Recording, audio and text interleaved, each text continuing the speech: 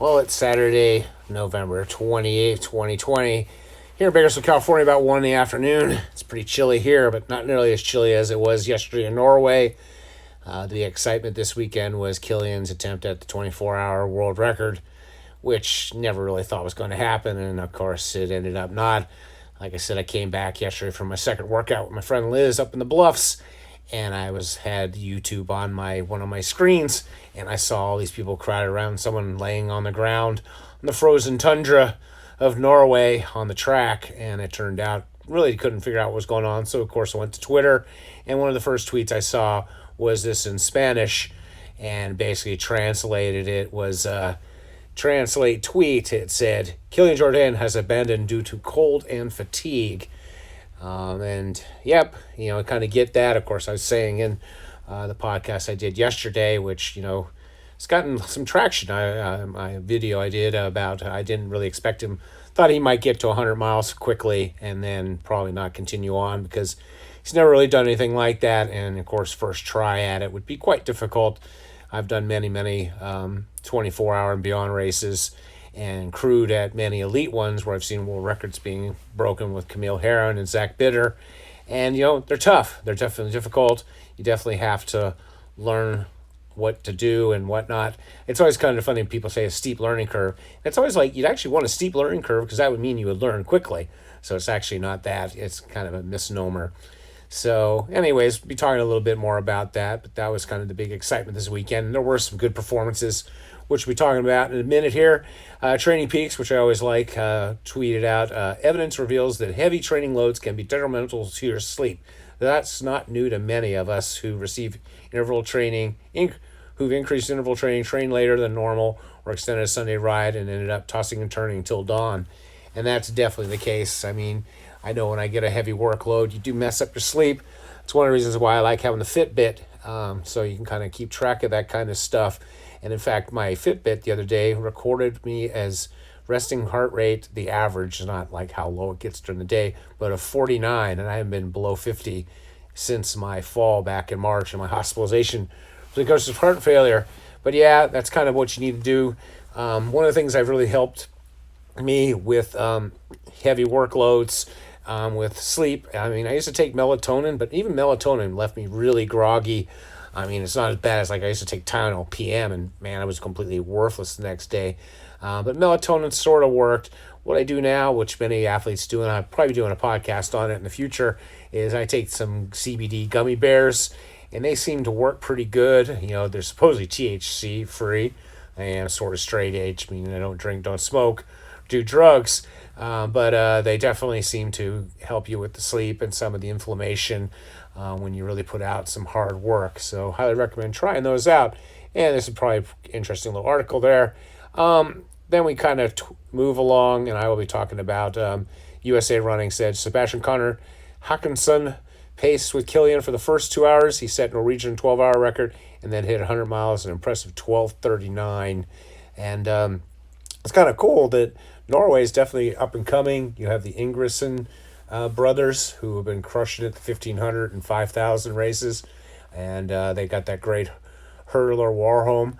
And I always kind of like watching Norway. I always loved their speed skaters and their cross-country skiers.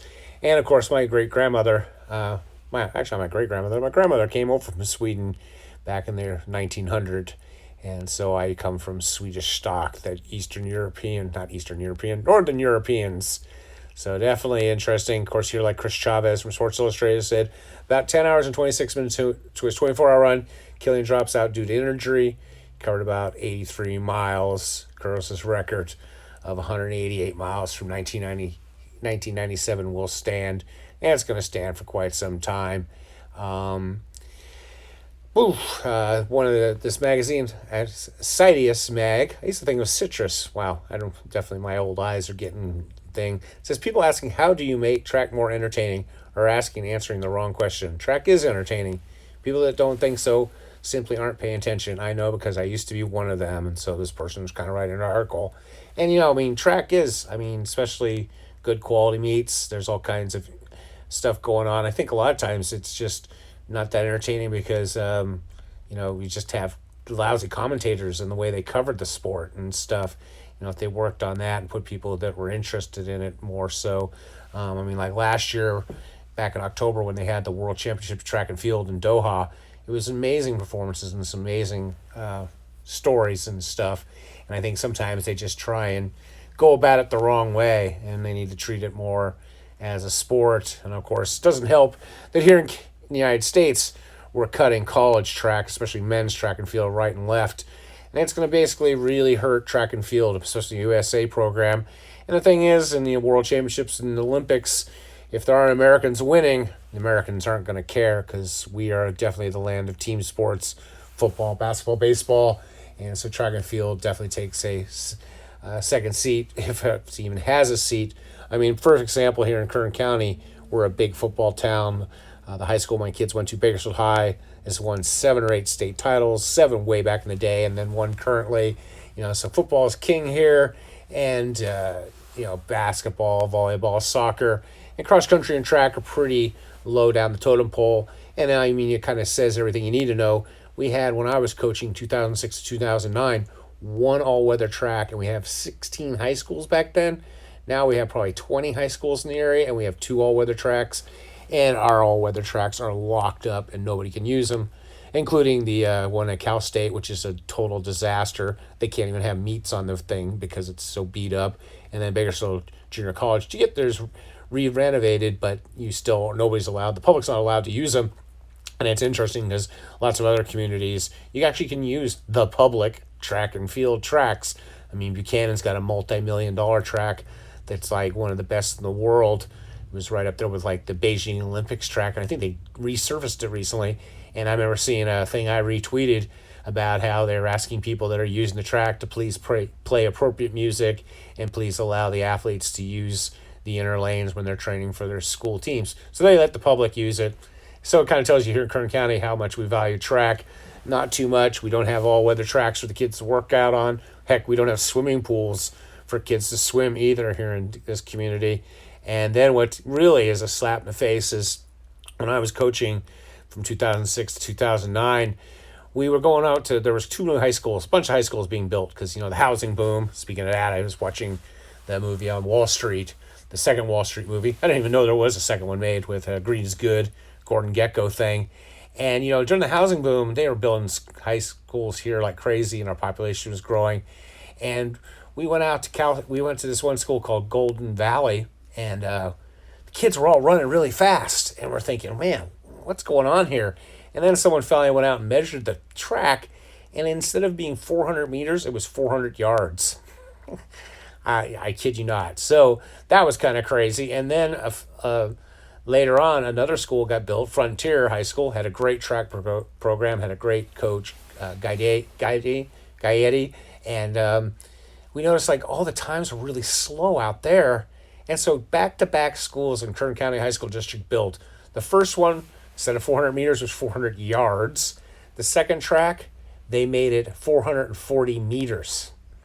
Now, 440 yards would be, a traditional old school mile, 4 laps to a mile track. So they made it 440 yards. So it was 440 meters. So it was 40 meters too long. So no wonder the kids were running slow. In a mile race, they were running an extra 160 meters. So yeah, and doing relays, handoffs and stuff in both tracks was just ridiculous.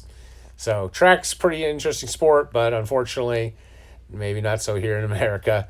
Let's Run, you can always count on those guys. They say, score 1 for old school running. Giannis Kuros, legend grows, and that's definitely the case there.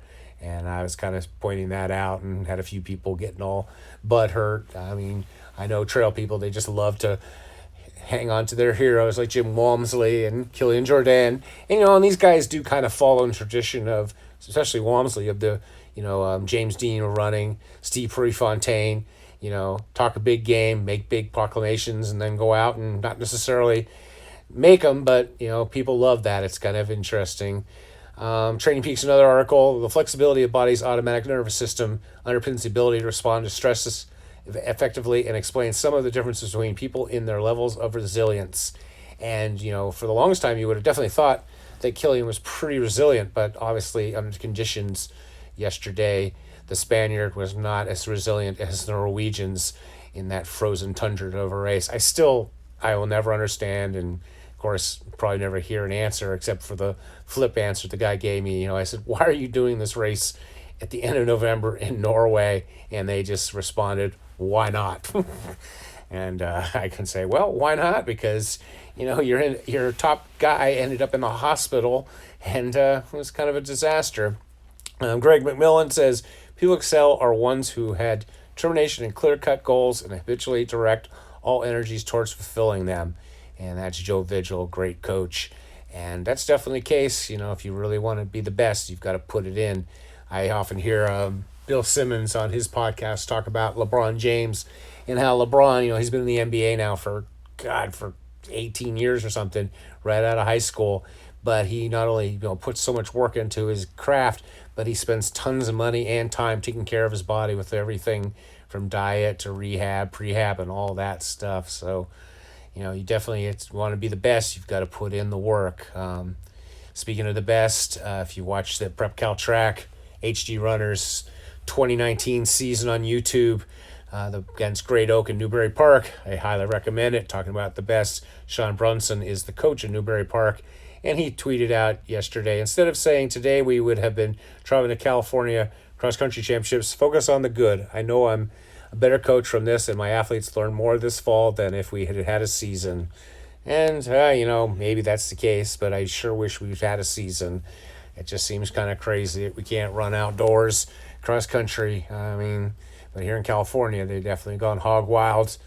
And speaking of that, runners often dwell on bad running days. Instead, we learn to invest heavily in the good running days, savor them, and think of them often.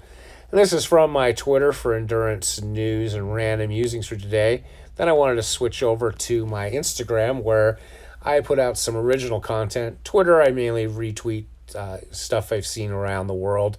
On Instagram, I put out a little bit more stuff. Here I did an article about racing can be a scary thing, and some things and some tips that you can use, and you can find that on YouTube.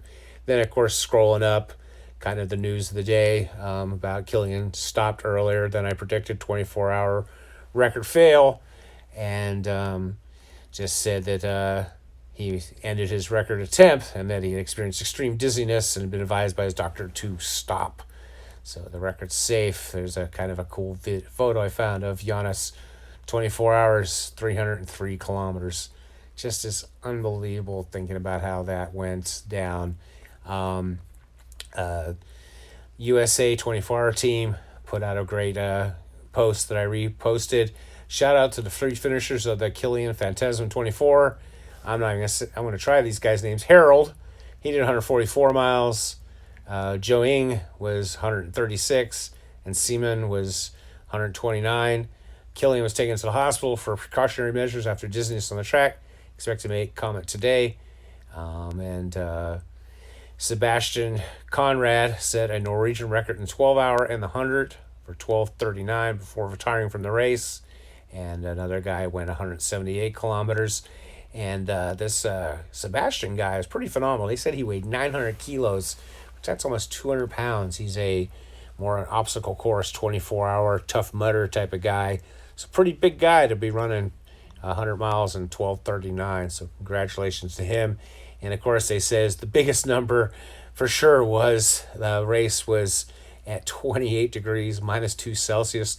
Was during most of the race. Cold temperatures make it difficult for muscles to stay relaxed and for the body to conserve energy and take in nutrition.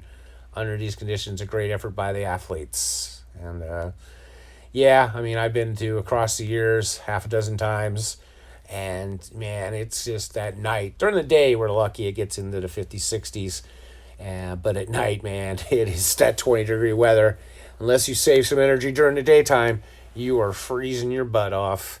A little photo here I saw this morning out on my chug, 5-minute run, 5-minute walk, some sort of Santa thing on the fence by the canal.